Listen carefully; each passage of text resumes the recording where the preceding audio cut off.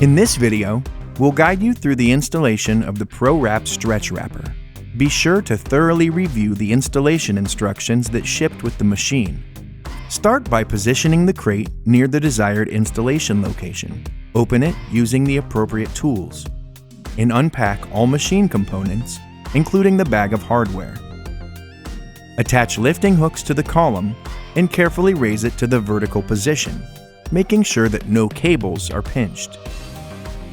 Once in position, bolt the column securely to the machine base using the 17mm hardware.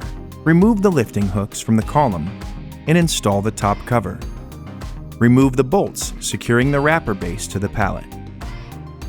Using a forklift, remove the wrapper from the crate and place in its final location.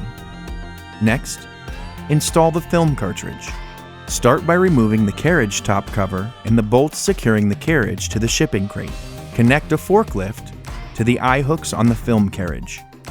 Position the film carriage onto the support frame, then secure it with the provided nuts. Connect the motor and grounding cables and plug in the numbered connectors as shown. Reinstall the carriage top cover. Your ProWrap is now ready for operation.